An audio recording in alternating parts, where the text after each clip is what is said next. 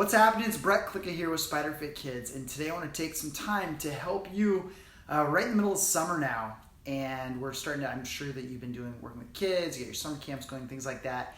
And I wanted to share some different ways that we can change day-to-day activities, some of the simple activities that we do every single day, just by doing some simple things. So you don't have to rely on constant creativity, or you're not constantly reinventing the wheel when it comes to making activities just more challenging for kids. Because remember, if you're trying to make kids stronger or faster or more powerful or really any of these athleticism activities, it's important that we follow a progression. So when things become easy, we make them more difficult, more challenging. That way the body's always changing. And that where we often go to are just the simple, okay, run further, do something faster, or do something heavier. I mean, those are the easiest things to manipulate.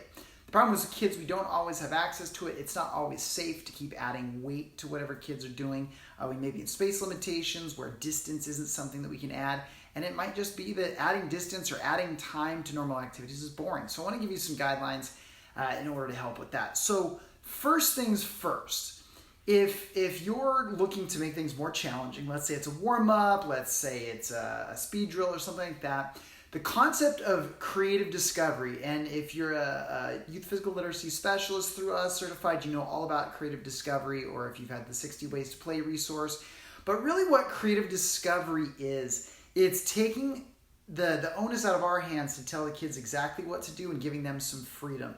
For example, if we're used to saying, okay, now skip from this cone to that cone, and that's your warm-up, and that's been your warm-up since '82, then creative discovery says, okay, I want you to get from this cone to that cone, and the ground is jello, or the air is jello, or you're on the moon, there's no gravity, or you get from here to there, but you're a tiger, or it's just throwing some sort of curveball into the surrounding environment, or in changing shape of what the kids are. Maybe they're an animal, maybe there's something like that.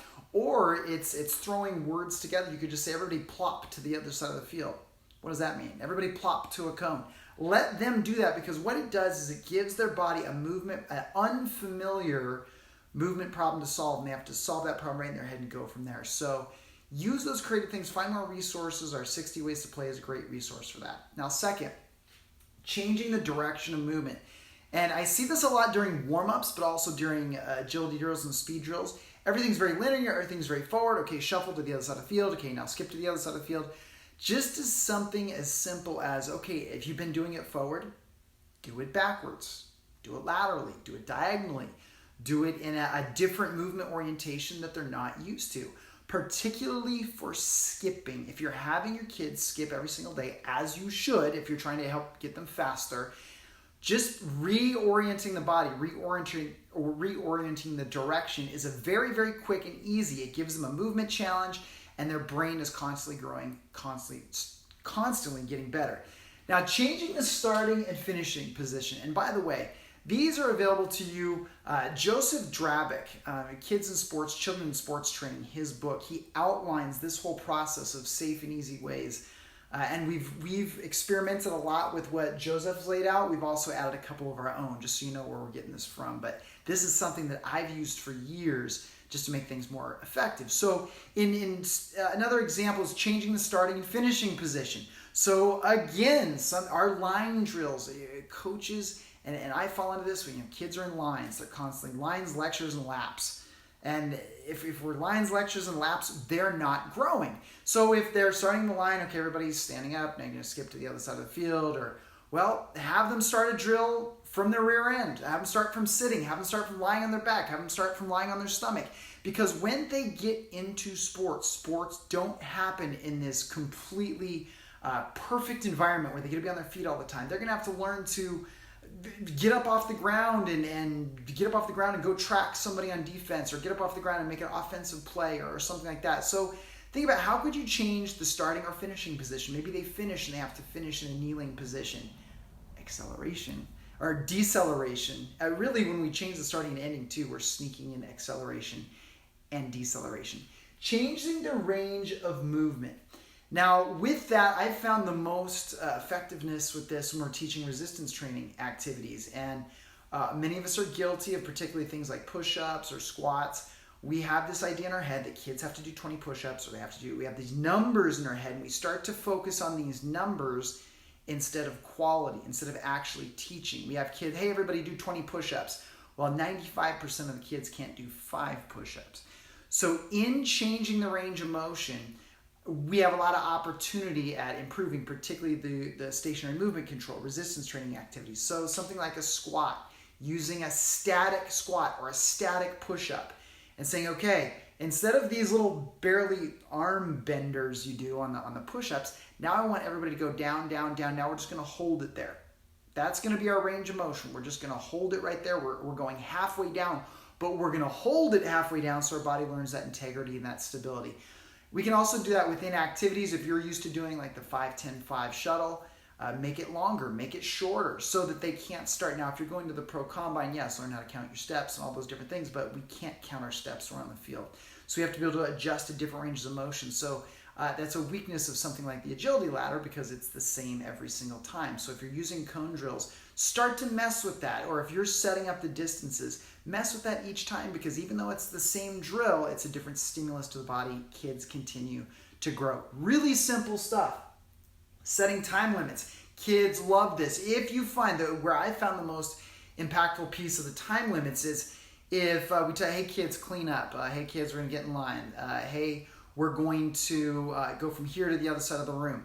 As soon as we put a time limit on it, as soon as they see a stopwatch, particularly if one of the kids get a hold of it, and if you're working one-on-one and you get the kid to hold a stopwatch, it just does something different. So we get a lot more effort out. And from that effort, we get a high level of intensity. From a high level of intensity, we get a greater growth stimulus. So instead of just going from one side of the agility ladder to the other, time them and just see. And it's not so much you have to do it in X amount of time. It's how long does it take you? Let's beat your time next time. So as long as we're staying within quality movement, that's a great one. And kids really get into that. Kids are inherently competitive, at least against themselves, if not against other kids.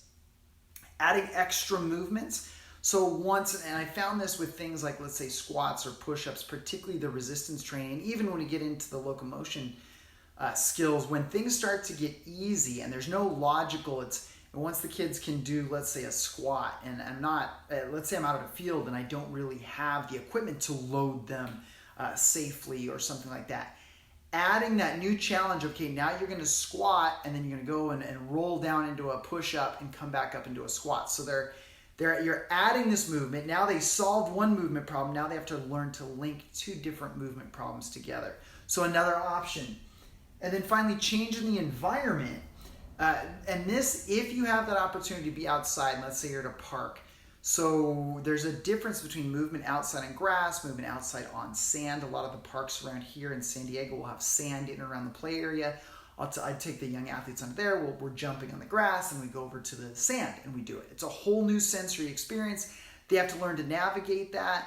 And it just helps them. Let's say they're on a field and the field's muddy and it's constantly changing, particularly if you're outside on fields and they're not those nice turf. Kids have to get used to these different environments, but every time they change environment, it's a new challenge to their proprioceptive system. So what opportunities do you have to change their training environment? Think about that. How could you put them somewhere different?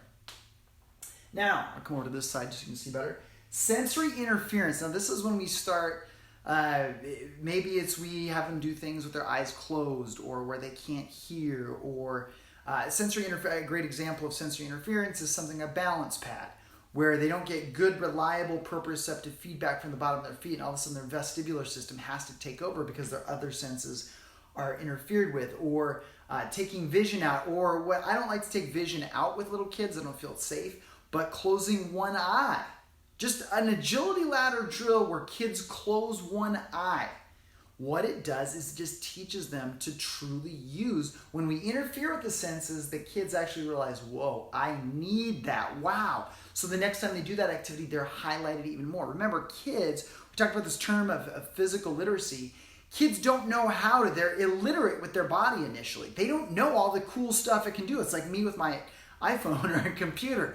I turn it on and off. That's all I know how to do. I don't know all the cool stuff it can do, and that's the way kids are with their body. So sometimes we have to take something away in order for them to get it back.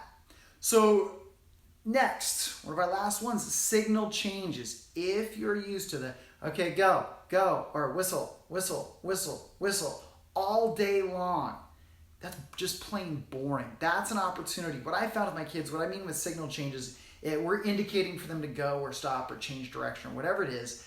I'll change the signal, and instead of everybody go on go, I'll say everybody go when I say the capital of Oregon, or whatever age they are, roughly what they're doing in school. Everybody go when I say the answer to 5 plus 5 minus 4. Make sure you know the answer to it before you do that.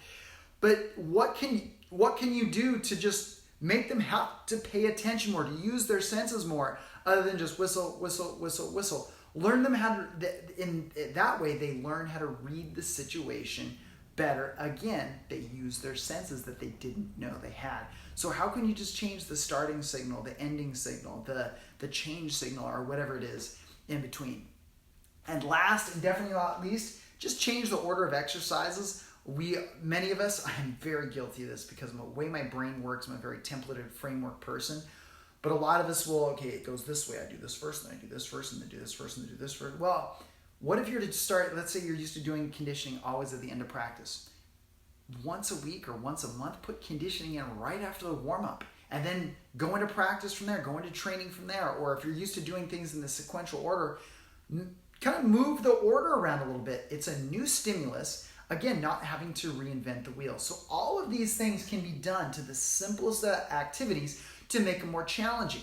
Stop trying to think of, okay, now I have to buy more equipment, or now I have to sit in a Zen position and hopefully creativity comes to me so I can come up with all kinds of crazy things. Because when we don't stick to a framework, when we're just trying to think of the next latest, greatest, craziest thing, it turns into a circus. Now, when kids have all kinds of new stuff coming at them, it's interesting to them. However, if it's nothing but crazy and new, that interesting becomes frustration because they can't ever get good at anything. And from a coaching standpoint, if we're coaching a circus versus training, then we're not able to actually move the kids, or adults for that matter, in any direction that they want to go. So remember, use simple things, but these simple modifications can be used in place of just heavier, farther, faster. Have fun with it. Engage with your kids. And hey, thank you so much for being part of our cause to help inspire coaches and teachers and fitness professionals to help create a future of happy, healthy, active, athletic kids for life. Thank you so much. For more resources on this, make sure to check out our 60 Ways to Play. That outlines, it's very simple. We have 60 different warm-ups that go through all these different things. So you got warm-ups. If you trained every day for 2 months, you'd have a different warm-up every day following these rules. So get out there, enjoy, inspire kids. Brett Klika, SPIDERfit Kids. I'll see you soon.